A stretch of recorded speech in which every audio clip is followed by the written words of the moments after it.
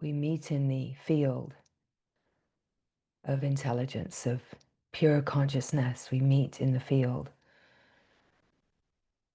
that is unified, that is resonating at a frequency that knows itself and knows itself as just one unified field. So as we gather, it's like we each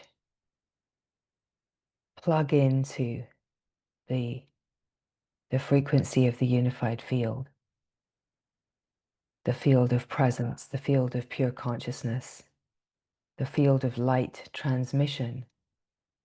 We connect into source and we are joined in the one source of all that is. This is where we are one. One heart, one love, one glory. And yet each being has their own unique, direct experience of this. And simultaneously, each being is in their own dream. Where there is separation, where there is division, a belief in division, each one is creating their own dream. And because as humans, we're not as different as we might like to think we are, there's a collective consciousness, even at the collective level of division, of separation, which means that even though we're each in our own dream, it seems as if we can be having a common experience. There will be overlaps at the level of story, and yet it's common to try to find a meeting place through conversation and discussion, and yet still our experience is completely unique because we're wired uniquely. So we can connect, sympathize, empathize on the level of the more, let's say, the more challenging aspects of the human condition and life, because there's a lot of overlap, and ultimately the wiring of the human condition is a wiring of consciousness. And so there's a lot of commonality, let's say, that we find. So on that level, we are one everywhere. And yet where we are one in the knowing of unity is the closer we are to source.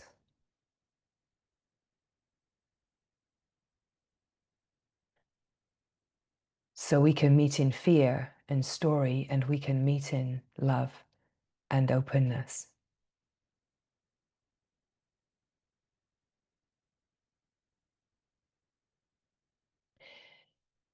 And it's as if we have a choice in life. Like there's a sense of, we could say, free will.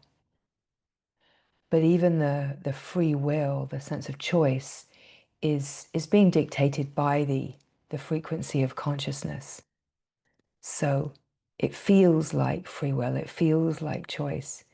And yet on a certain level, we're not ever individuals that are divided, that are truly choosing from a way that the mind might imagine, because what we are is consciousness, right? So the frequency of our consciousness will depend on the seeming play of making a choice, what we choose.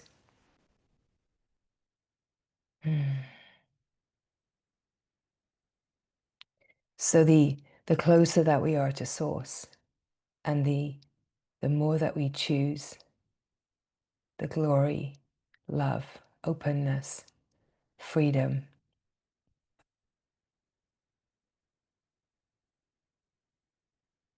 that we enter the field of divine intelligence, the ground of being, where we are truly one in a unified knowing, where the one that knows itself, knows that frequency of unity and openness and unconditionality.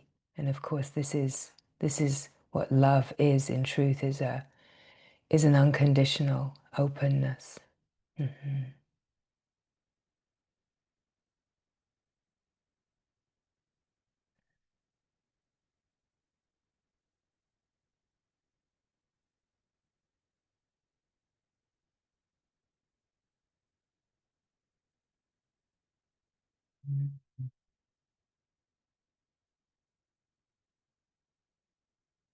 And the curious thing is that what we are truly longing for is love. To be love, to be loved, to love. We're longing for the fullness of love, because true love is the undivided reality, is the openness, is the fullness. It's not an emotion, it's not a currency, it's the fullness of living as the wide open heart. So of course we are longing for love, to know ourselves as love, to find out what love truly is.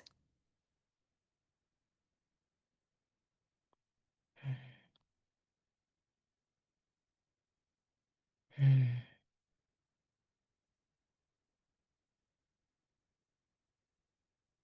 Mm.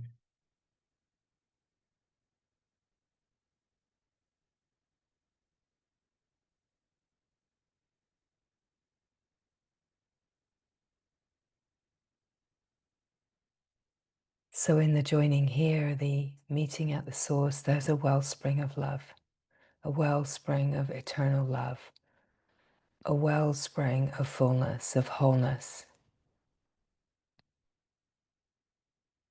a wellspring of divine nourishment and abundance,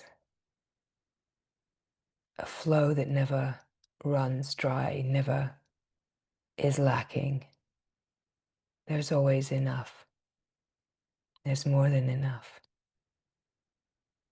There's no lack or scarcity in the full flow of love. And so, of course, the closer that we are to source, the deeper that we are resting, we are in connection with a true sense of being divinely nourished, of there being no lack, and no chance of running out, no chance of not being included, of losing connection, no chance of rejection or abandonment. Everything that we fear in the human condition, we discover is filled in the frequency of love. That wherever there seems to be some kind of lack in the play of the life, what fills that is love. And when we are filled with love, when we are held in love, when we are open to receive the fullness of love, then we feel nourished, we feel safe, we feel and experience directly our own wholeness. It's like a return to what we have always been. Mm. Mm. And of course, here there's no need to protect, because there's the ultimate true safety, just naturally, at the level of frequency, the vibration of being connected to source. brings a natural sense of safety. No need to guard, no need to armor. And so, of course, it brings a natural sense of relaxation and ever deepening freedom to be yourself. And of course, when there's a sense of true relaxation and safety to be yourself, there's no fear to be yourself. And so the blossoming of your true laws of nature, what you're here for, what you're wired for, what your heart is truly called towards, starts to be possible, because we're not moving in life according to what anybody else wants for us, or what would please anybody else, or what would seem culturally or societally acceptable. We're not trying to belong to a consciousness that is bound.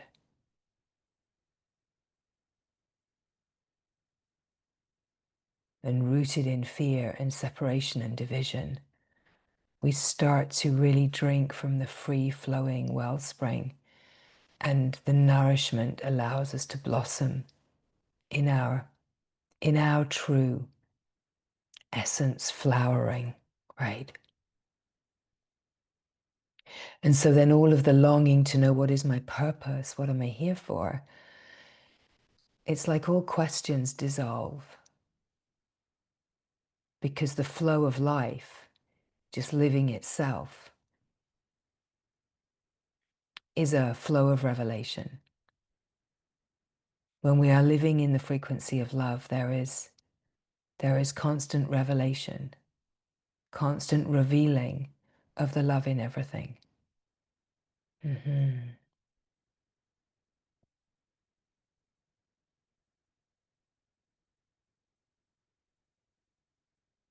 And as we are connected to this flow of life, this flow of love in devotion to itself, this flow of pure consciousness, knowing itself, of natural flow of intelligence, intelligence that is the intelligence of reality. It's like we can access the wisdom of the universe, wisdom of universal intelligence. We can access true knowledge through the knowledge of our true self, what we are, who we are, what our essence, frequency, vibration is. We start to be able to access the wisdom field. And as we access the wisdom field of light transmission, what we are wired for starts to be activated, and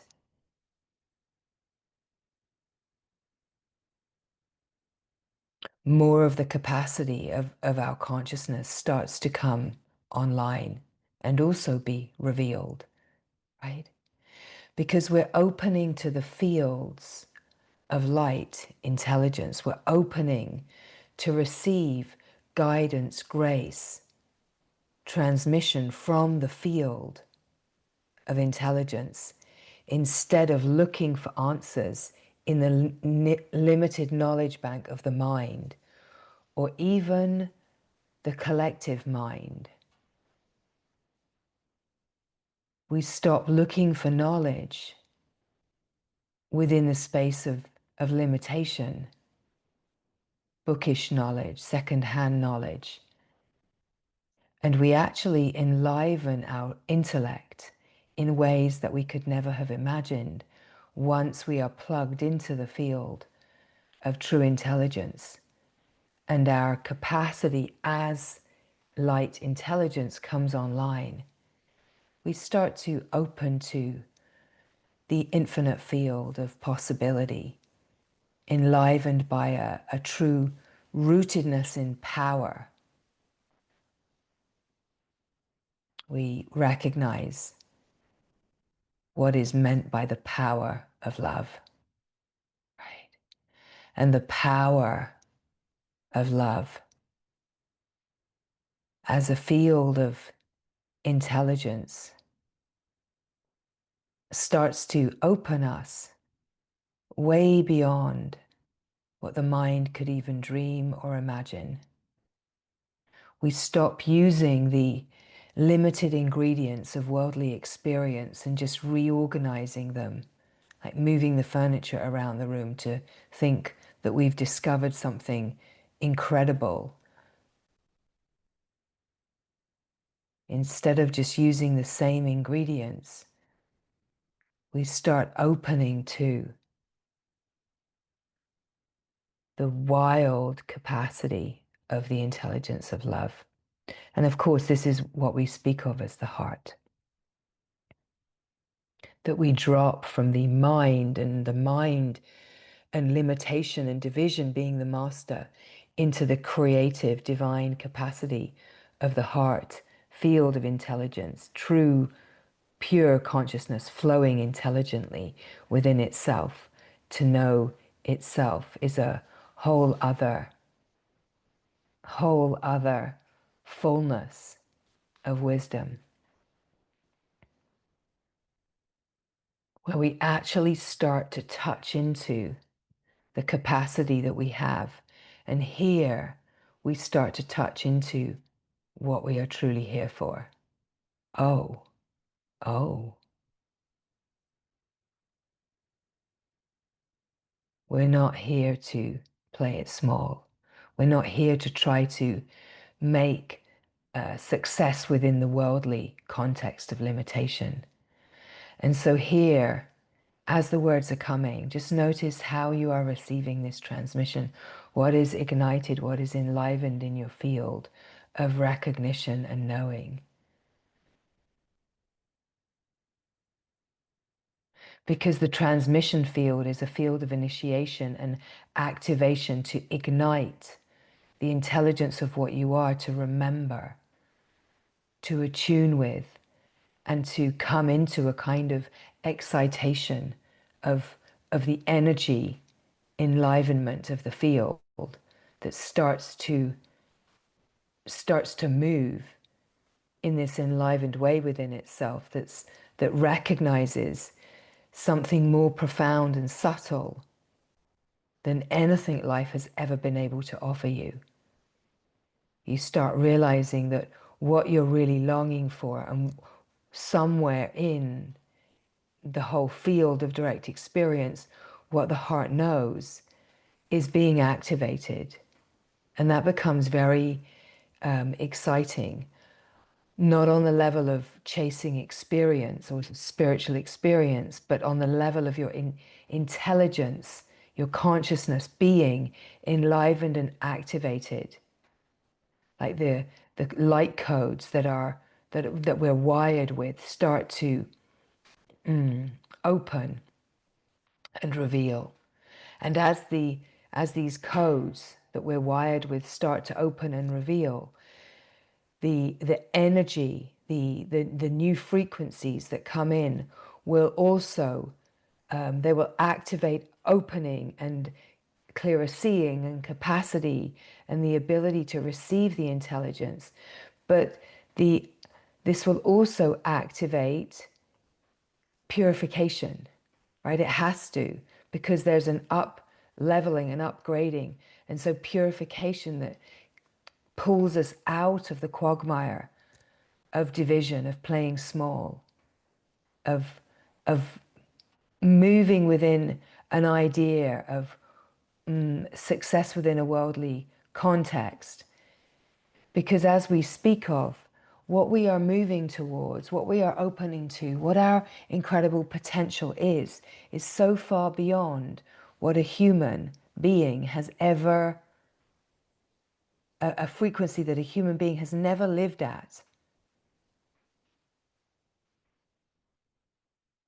And yet we know that we have the capacity for. So then we could say within this context, the context of reality, the frequency field of intelligent reality, of light, of what is truly going on here, we start then to look upon the life and we realize that what is happening in the life is attempting to purify and upgrade us, recalibrate us, to make us ready. We're being prepared, right?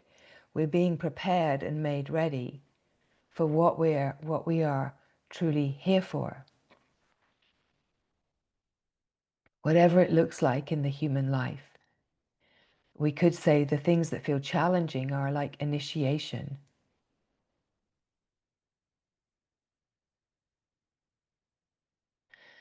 Life is benevolent because life is made of love.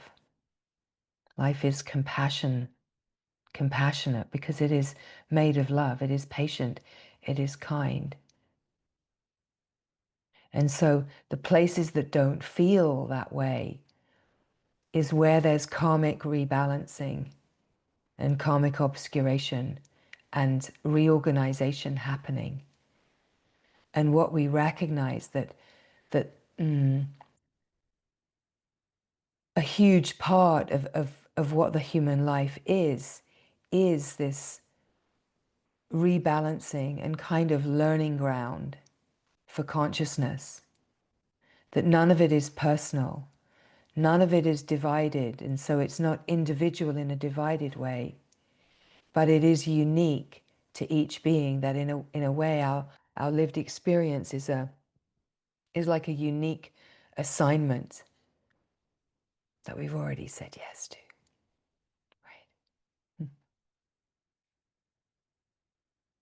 And we've said yes from the deepest place of knowing what we truly are, right? We didn't say yes like we weren't tricked.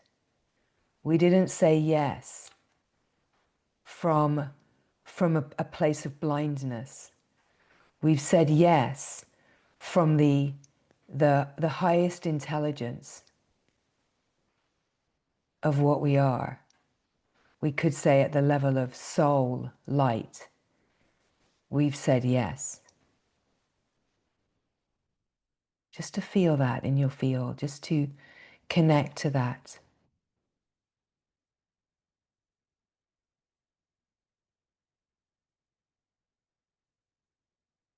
Because there's a rewiring that starts to happen out of the sense of being a victim in this life, out of a sense of that this life is happening to me and this life is hard and oh my God, what am I doing here? Why did I come here? Like all these things, right? What is this? This isn't what I signed up for. I signed up for the special mission. Yeah, I signed up for the divine mission. This is the divine mission, right? How we bring the light is by going all the way into the darkness, right? And in a way, the play of the world is deep in the process of going all the way into the darkness. And that's why it's so important for us to stay connected to the love, the frequency of love, and the power of what we truly are.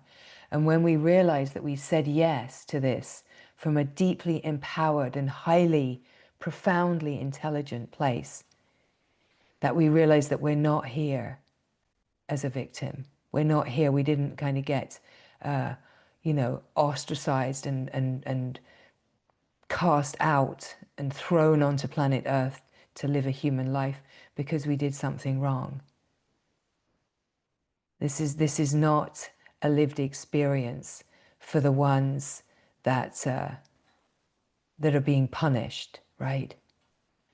And such a huge, important shift in our consciousness and our ability to choose where we want to live and what we want to open to with this free will card is to recognize that the more that we are bound into any sense of victimhood, or that there's something wrong going on here, or there's something wrong with me, that keeps us bound in the belief in division and separation, and keeps us holding a frequency of density and being held captive by that choice, right? So here we're illuminating and rewiring the sense of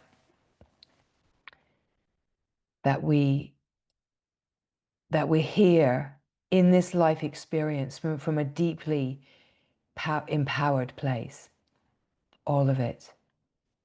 And we have the power and capacity to meet whatever life brings in for us. And we could even say that we have the power and capacity intelligently to morph the play of experience. We just have to be willing to play in the realms of light and the frequencies of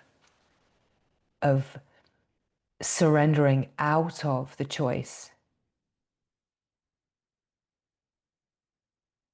to live in the frequencies of lack and division and fear, and to truly, wildly take the outstretched hand of love, and to find out what happens when we take the outstretched hand of love, and that where we live from the true intelligence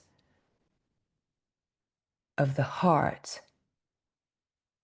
rooted in the ground of being, the heart's knowing. What does the heart know? It knows itself as a field of pure consciousness, grounded, rooted in a sense of being, a frequency of love that is all-inclusive, all-encompassing, a brilliance of light that can illuminate even the darkest, darkest corners. And that it's not about wanting any particular outcome. It's about welcoming the possibility of love demonstrating the miraculous possibilities of the field morphing. Because nothing is set in stone. Nothing is as it seems, right?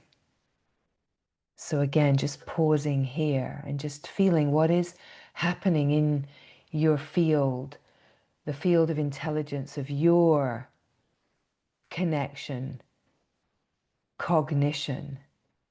Cognition is where consciousness itself is cognizing, intelligently recognizing itself and enlivening and attuning with the knowing of itself. Mm-hmm. Mm.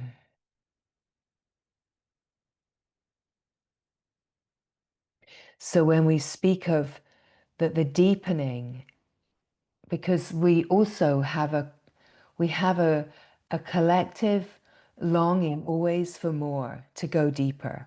Oh, I'm all in. I want to go deeper. I want to know this truth, right? And what we speak of is that the deepening happens in the field of intelligence connected to source, the ground of being.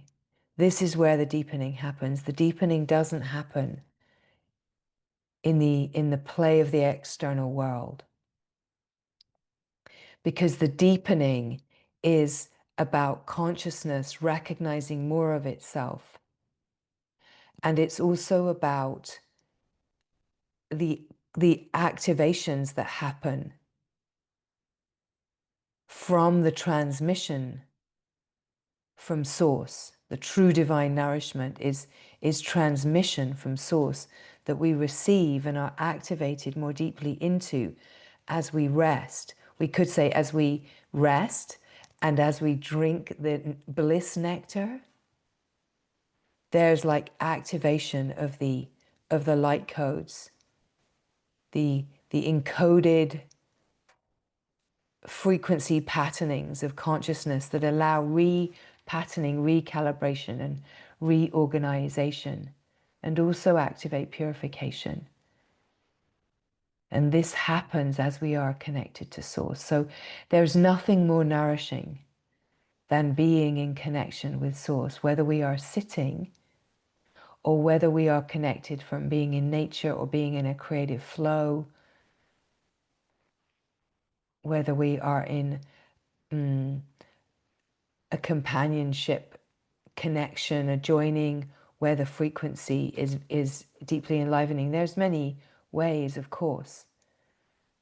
It's not just in sitting, but it's bringing ourselves into the frequency field where there's a depth of resting in the being, resting in the frequency of love and being infused, right? Start to feel more deeply what an infusion is. Just soaking in the field of frequency where there's nothing to do, it's just about receiving the transmission of the field. Yeah. So just as we are resting here, just noticing what is happening in your system? What are you noticing? What is coming online? Because another part of this is that as we rest, as we gather and join, whatever is activated in each being in direct experience, what we bring forward in our field, is always for all of us, whatever it is. And there's a profound flow that happens in the field of intelligence. And of course, it's according to the depth of our connection to the intelligence, how we see that, how we receive that, what is activated in us, right? There's many ways that we can block that. And of course, the ways that we block that is by the mind's protective mechanisms. The inferior and superior ego are the greatest blocking mechanism to the deepening. The sense of the me in the mind that protects itself by thinking that it knows better. Or the sense, as we just spoke of, that sense of being a victim and being in the doubt and the fear also blocks. It doesn't mean that we're not held and being guided and we're constantly, as consciousness, as intelligence, we're constantly being moved and upgraded. But how much are we willing to receive? What are we choosing? What are we saying yes to? Right? And that's where we want to be connected to our frequency and what we're saying yes to. And are we aligned all the way through where our speech, our action, our internal voice, is everything aligned, right? Because there can be an idea of, yes, I want this, but the brakes can be on and we're not actually aligned all the way through. Curiously, what I'm just seeing, many years ago, I used to work with beautiful women in many ways, but one of the ways that I'm just being reminded of here in the field is women that wanted to have a baby and seemed to have unexplained infertility, I think it used to be called by the medical profession. There was no reason. And what I came to realize through this work that I was involved in, I got very deeply connected to the mother consciousness, the consciousness of the connection between the womb, heart of the female biology, the heart and the mind. And I started to bring forward light codes of how to align that. And what I discovered in that work was that that it was always that the mind and the heart and the womb were not actually aligned, right? So it's kind of what we're speaking of. The thoughts, the words, and the deed, right, have to be aligned. And I found again and again that once we could work to align that, babies were just popping out. And it was just a glorious miracle to be part of that. But that's another story. What we're speaking of here is aligning our thoughts, our word, and our deed. We're speaking about aligning so that all that we are is saying yes. That we can notice where are the brakes on. Because it can feel like, well, my heart is longing, I'm saying yes, and all of this energy is going into my yes. Where is the no? Right? And it's not a mental project to discover the no. It's about including the no, including the part that is saying no, the parts that are saying no, right? Because it's always about using the technology of love. It's never ever in this unfolding about using the technology of the mind and limitation. We can't solve anything at the same frequency that it was created at. We have to access the higher, more refined intelligence to find what true healing and resolution and reconciliation is. And that it's not a fix it, fix the symptom. It's about getting to the root of the consciousness and repatterning, recalibrating and reorganizing the frequency field of consciousness.